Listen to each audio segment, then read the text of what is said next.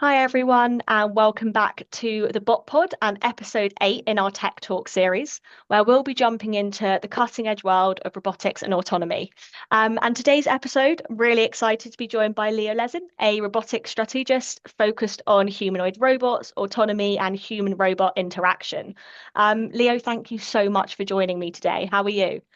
I am fine. Yep, really good. Thanks for having me. I've been looking forward for this. I'm really happy to be here.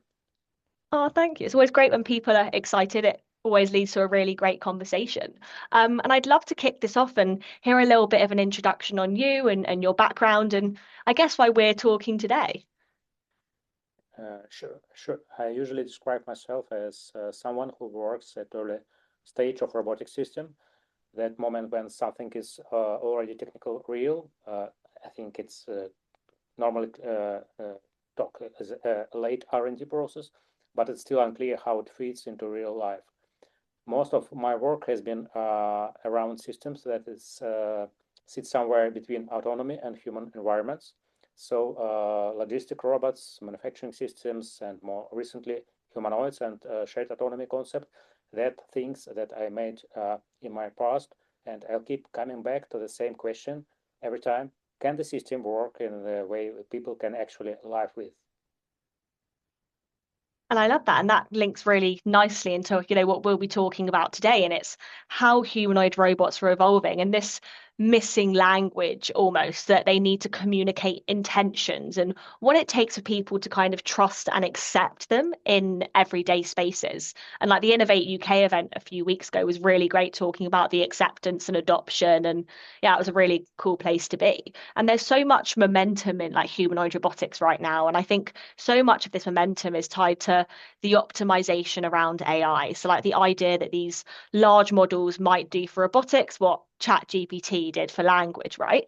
I wouldn't say it's entirely wrong. I think these models are massively powerful at structuring like knowledge, tasks, but as we've said in today, there's that kind of gap worth exploring that models can structure the knowledge, but they don't actually generate those intentions. And humans don't read probability, we read intentions as people. So I think before we dive into robots like walking around kitchens and offices and living in our homes, I want to start with something that you've actually written a lot about, and it's this idea of a missing language in humanoids. And I've read your articles, and I know you've argued that the hardware and the sensors they're really mature, the autonomy is accelerating, but somehow the way that robots behave around people, we kind of haven't caught up with yet. So can you jump in and I'll unpack this a little bit and this kind of gap we're seeing? Yeah, of course. When I talk about missing language, I mean something quite simple, definitely. You can watch humanoid today. It walks, reaches, turns, stops, everything looks correct on paper and YouTube, of course, and still something feels slightly off. That feeling usually comes from the one thing. You don't really understand what the robot is about to do next. And humans read intention through very small signals, gaze, timing, posture, the way movement begins, and so on. And we do it automatically. But a robot still don't speak that language very well. So for me, the missing piece is behavioral grammar, as readable layer that helps people understand the system and the motion. And so you mentioned that those kind of micro pauses, the gaze, or like that body orientation, those tiny signals that we as humans read instantly.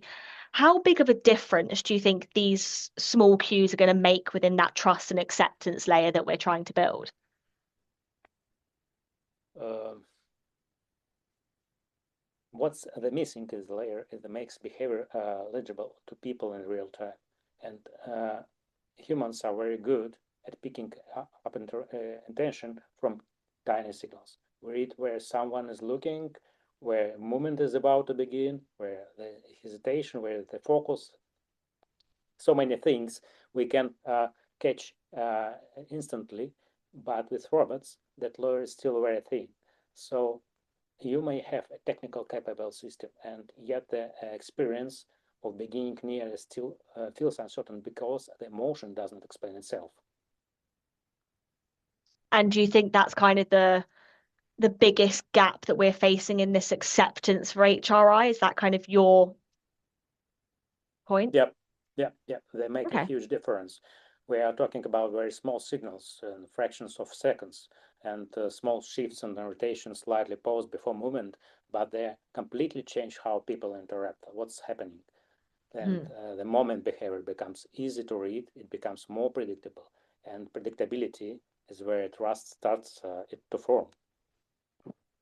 And so I guess with that, is it as simple as this is something that engineers can like program in, like adding on a language model or like a behavior model, or does it require this whole like new realm of research and human observation? I think it's not an alternative question. I think it needs both. Some Okay. parts can absolutely be engineered.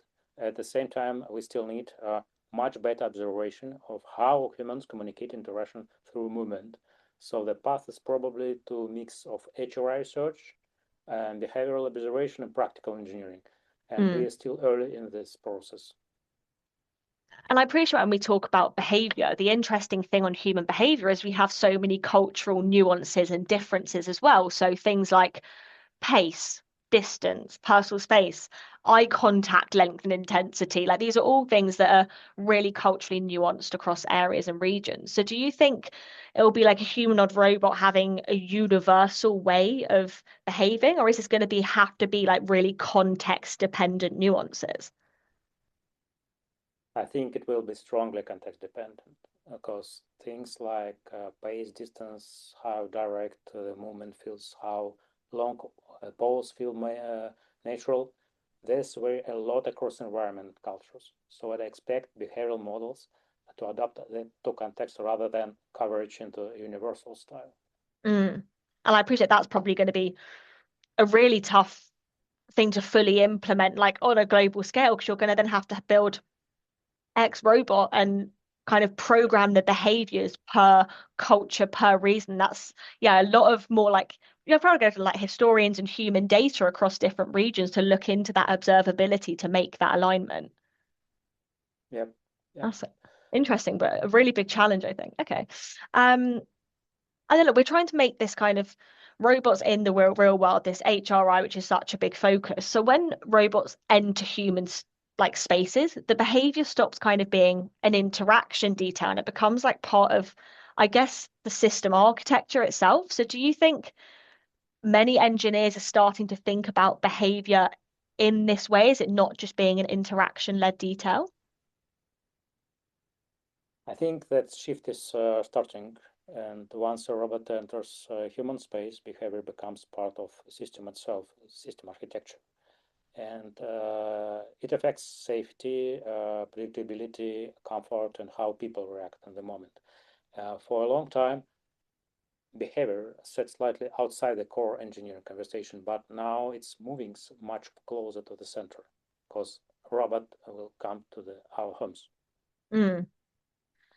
And I think when we talk about this like home or like, old school robot style, like when I was reading your article, like one of my favorite examples, and this really just took me back to my childhood, was the Tamagotchi example. So anyone who's like listening today, if you don't know, it's like a little round plastic egg with a tiny screen and three buttons. And it sold like, I can't remember the number you had in your article, but like tens of millions of units. It Yep. had intentions, it had these tiny signals of it wants to be fed or it wants to play or it wants to sleep. Like it was the OG pet for people who couldn't really have a pet.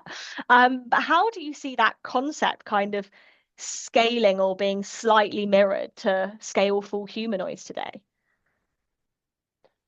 I really like this example since that it was many, many years ago, but because it shows something very fundamental for communication with robots. Tamagotchi had almost no capability in the modern robotic sense at all, and yet people understood what was going on almost instantly and could read its state, could read its need, and could read what it was asking for.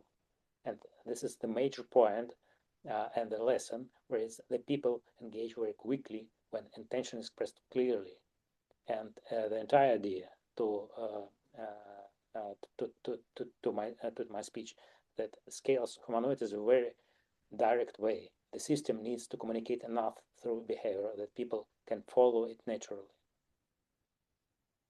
I think it's a really like interesting example to use as well, because I think when you think 20 years ago when Tamagotchis were the 25, rage of almost. primary schools or whatever it was, yeah, how many years ago now?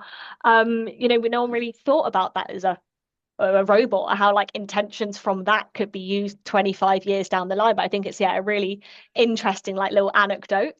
Um, and I guess we fit that into, real world like humanoid robots in production. Like we're seeing robots leave labs faster than like we ever should, and faster than we can like almost describe of what they should do around humans. So how do you kind of mitigate this like really massive technical process with what is like a slow adoption of like the behavioral standards? I think they are moving. Uh, we have two ways, and these two are moving at very difficult speeds. Mm, The technical area is advancing quickly right now. You know, perception, planning, control, hardware, compute, everything. Yeah, but a behavior layer is still much less defined. So we seeing robots leave the lab before they are really agreed how we behave around people, and this gap creates a lot of friction, from my mm. perspective.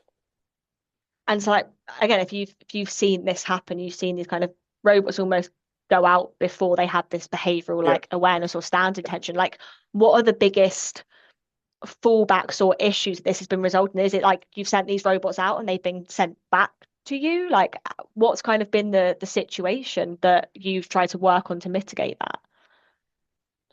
Uh, I mean, uh, um, we try to use a robot in real operations, but uh, I'm sure that in the consumer market we are not ready Mm, to bring it a robot into our environment, by not only by safety reasons, but also by a clear understanding what the next move of this robot will be. mm. And I think kind of something you mentioned as well, like in one of your articles, use the phrase that I really like of operational storm. So like the machines perform faster than the people can track. So how do we kind of, except for these kind of small pose, gaze, distance kind of layers, how do we kind of make this level of autonomy kind of more understandable to people who aren't exposed to it daily, like you and me? We make it understandable by making behavior readable, and people usually don't need a full explanation of internal system at all. They need enough clarity in motion to understand what is about to happen and what Mm, means time and gaze and preparation cues, motion intentions, and entire rhythm of robot. And comfort grows when behavior becomes legible, from my perspective. mm. Yeah, that's really interesting because I think when you think about it, like we as humans, if we are staring at someone or we're confused about something, we might squint, we might raise our eyebrows, we'll get wrinkles in our forehead.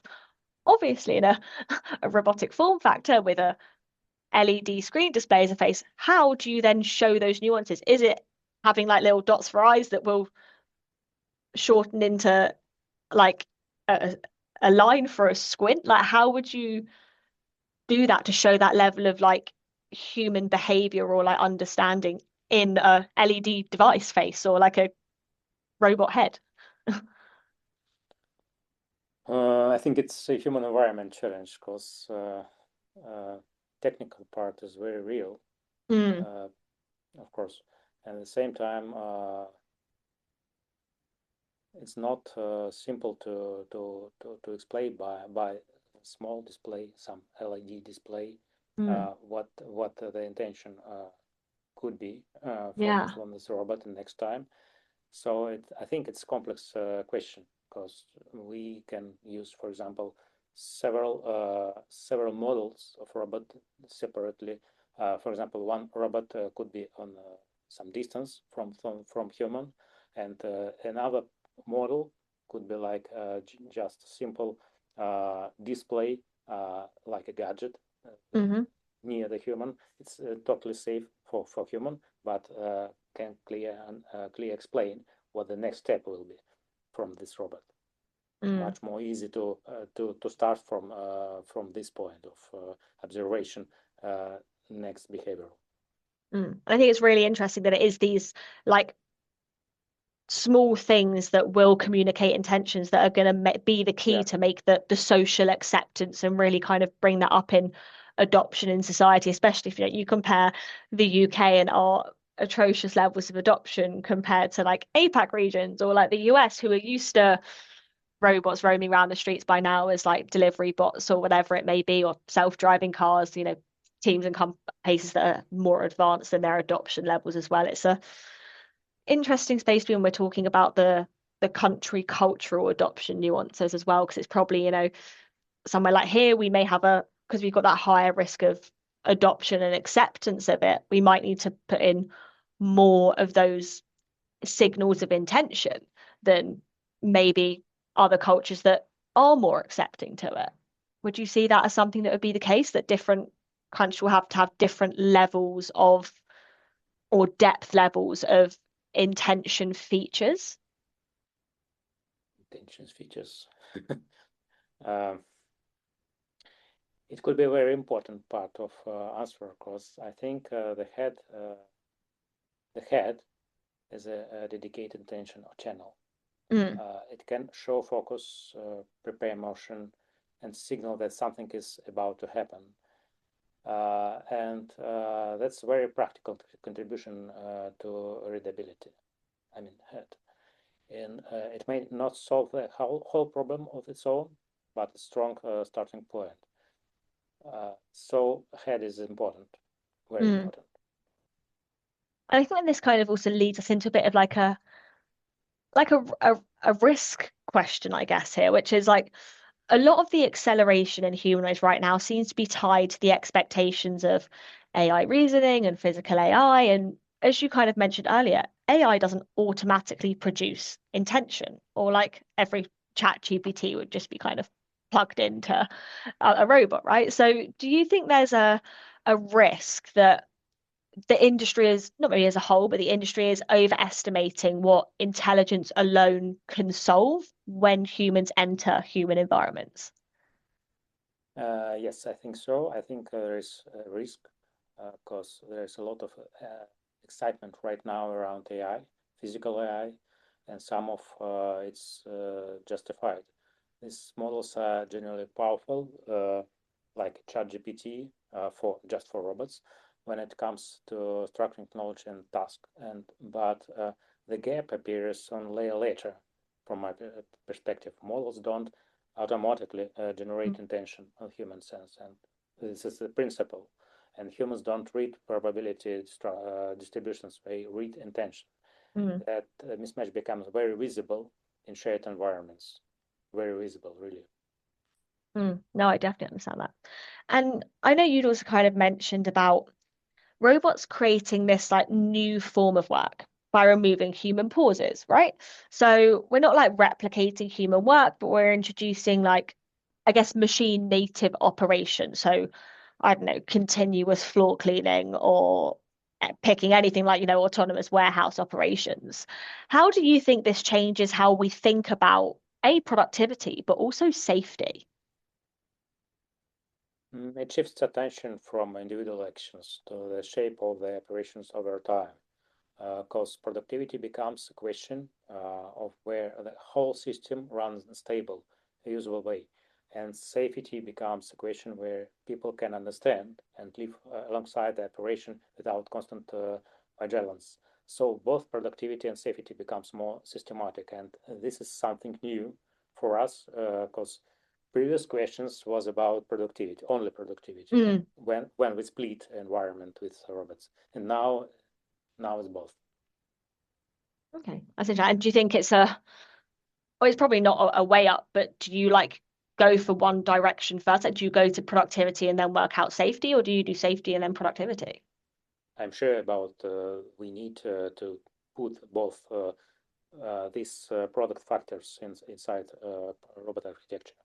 It's very much you can't do one, no one, neither comes first. They should both be Yep, incorporated at the same time, continued yep, from the get-go. Cool. yep, yep. Um, and I feel like in the robot world, like we will talk about DDDs, this like, dull, dirty, dangerous task that, attention shifts from the action to the operation itself. Like, how do you think engineers kind of design for that attention shift?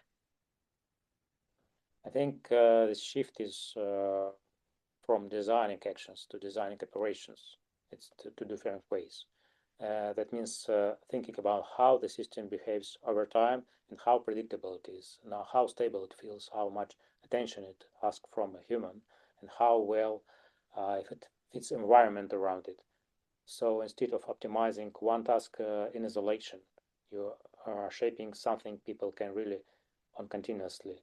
And from my perspective, it's not easy at all because we need more data from real operations, but operations with robots, not only human operations. Mm. And I think, what do you think is, I guess, the tipping point, like where someone or humans accept a humanoid in everyday life? Like, yeah, is it that once we have this like gaze or pose kind of area sorted, it'll be, that's great, everyone's going to accept it blindly and we're going to be fine? Or is it that they need these like really, really strong capabilities that partially have more readable intentions than we've seen so far? I think there's a tipping point of at which point this acceptance is going to be not unquestioned, but much more accepted without knockbacks. Mhm. I think humanoids will face this challenge very directly, and Mm, we're entering environments and workflows that were originally shaped around humans. The entire idea in this that makes readability even more important than productivity and first steps. If behavior remains hard to read, people will stay tense around the system, and that tension limits acceptance very quickly. mm. So it's almost like we need right now humanoids to be better at human intentions and readability than actually having a really good capability at doing something. It's almost like we need them walking around in our environment with no actual use case except for increased acceptance. Yeah, capability matters, but of course, but people need to wait to understand what the system is going real time. And Mm, once that layer is present, capability becomes much easier to accept, much mm. easier. And again, like you work directly in it, it's the buzz of the world right now. There's what, like 60, 70 active humanoid teams globally right now, probably about half of them in Asia, about a quarter in the US, and the rest of us like popping in around Europe and the UK somewhere. But how do you see, and this is what I'm quite interested in actually, is how do you see like the regional approaches shaping the evolution of humanoids differently? I see it like different regions will shape this in noticeable different ways because some ecosystems move fast on deployment and direction. Others put more weight on safety, regulation, integration, and some other things. And those choices influence the system themselves, architecture of systems, and they also influence the expectation people develop around machine behavior. So I'd expect the evaluation of humanoids to stay regionally distinct quite a while. I think for next 5, 7 years. And you've exactly mentioned something I was going to follow on from there. 5, 7 years, that's when humanoids are cool. Humanoids are going to be ready, like for home adoption, maybe not so much just like logistic warehousing, but we're potentially not going anywhere immediately with this. So, like, I'd love if you unpacked this a little bit more and kind of delved into this of parts of the gaps we're missing technology wise, but also maybe acceptance adoption wise. Good question. What I mean, there's the direction is real, the direction of humanoid is real, and the momentum is real.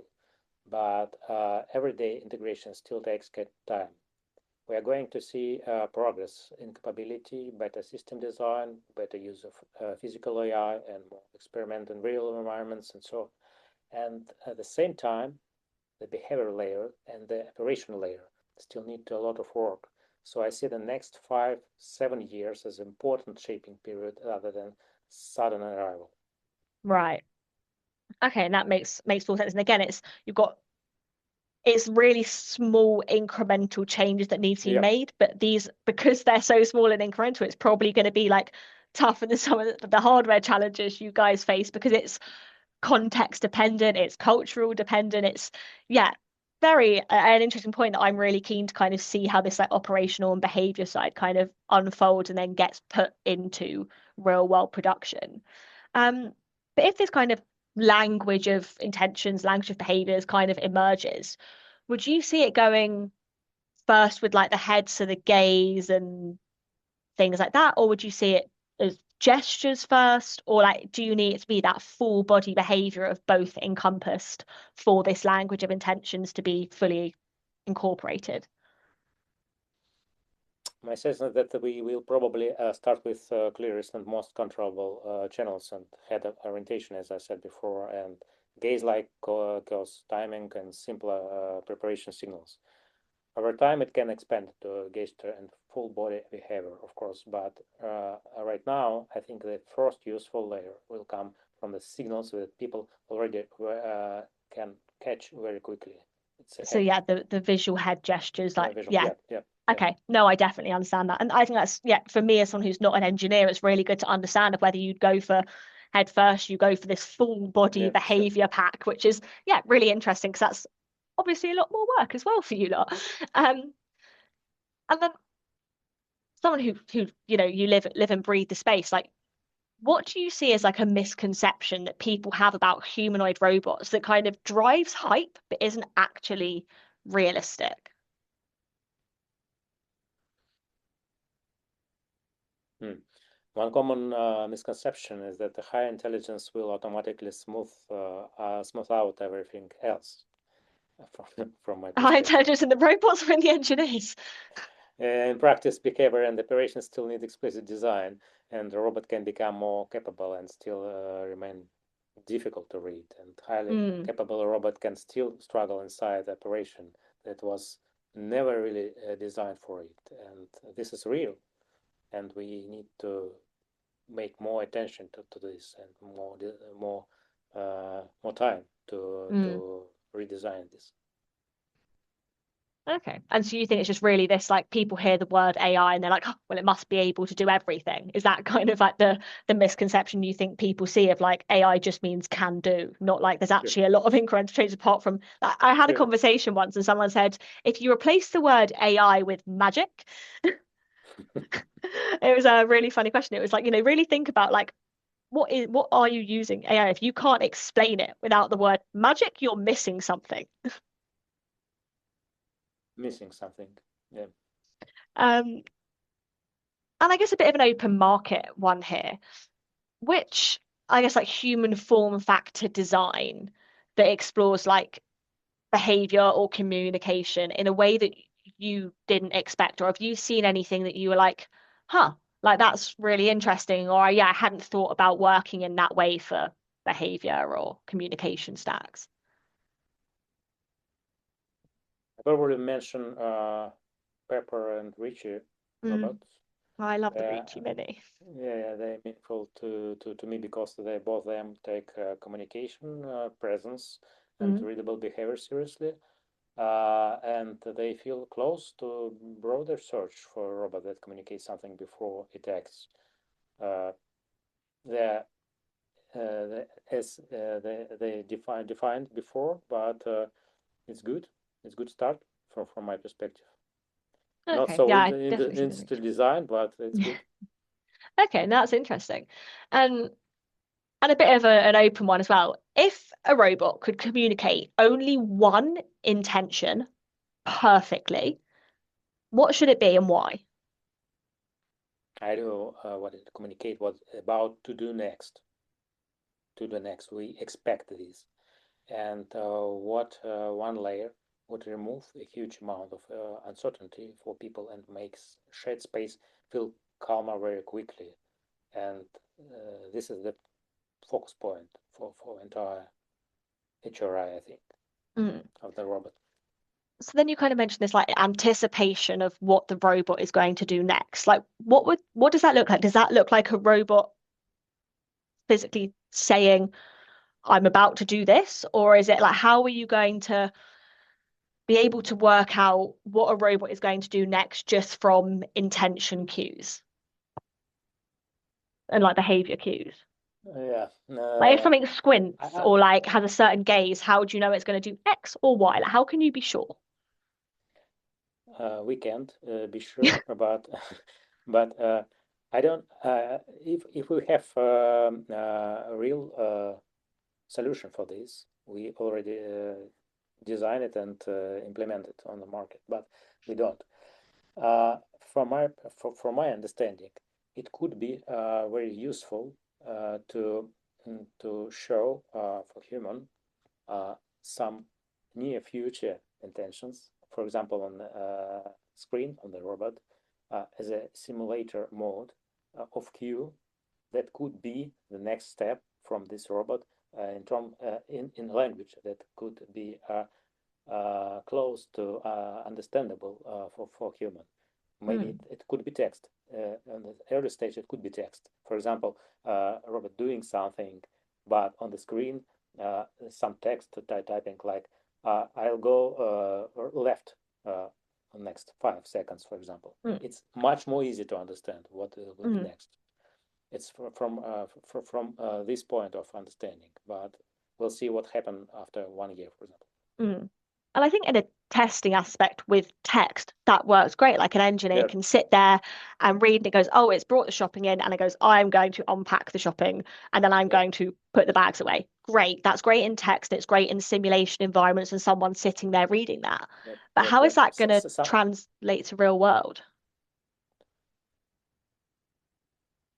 uh, Like, is an end user going to then just have to say we have a robot in our home? Is the robot going to need to sit there and read the text to understand the entire time what the robot's going to do next? uh, every robot has some cue of next movement Mm, inside, and but a human don't that doesn't know about this. But from my perspective, we need to show this cue outside by mm. by maybe by text, by maybe by voice, something. Okay. As time goes on, we'll work out that problem. But yeah, I thought it was a really interesting question to ask because I completely get it when you're testing a robot in a sim environment and you can read those understandable cues to understand when it's going next. But then if you've got the robot in your home, are you stuck there reading a screen to know what's next she's going to do next the whole time? But yeah, just thought I'd be nosy and it's a good question to unpack there. Um, and look, I've thrown loads at you today, and I appreciate you being so receptive to it. But is there anything that I haven't touched upon, or you think we should leave a thought with the audience about for how we should design or even think about humanoids and the human robot form factor today? The thought I keep coming back to is this. The question is only how intelligent robot become. The deeper question is where people can understand them in motion, in context, and in everyday space. You, the direct way you asked before. And once behavior becomes more readable and integration becomes much more easy, technically, socially, and operationally, it's much more better to talk about real humanoid integration in society. Mm. And I think you're gonna now be stuck with me hounding you every so often, being like, "Hey, like, how are things going with like text to speech for behavior intention?" So I'm going to apologize in advance. But it's really interesting. And look, Leo, from me, like, thank you so much for jumping on. Like, I've really appreciated your time and yeah, like sending me your articles in advance. 'Cause I think it's been a really interesting chat, and I've actually learned a lot because it's something that I don't really think about necessarily always are these various behavioral cues and how we really increase the adoption and acceptance in a different way. And I think anyone who's building or interacting with humanoids will probably have a lot to like chew on and quite a few like thoughts taken away from this. So yeah, from me, thank you so much. And please everyone stay tuned for the next episode of the BotPod. Thank you, Daniela. Thank you for your time. Thank you, audience. Thank you. It was a great chance for me. Thank you. Thanks.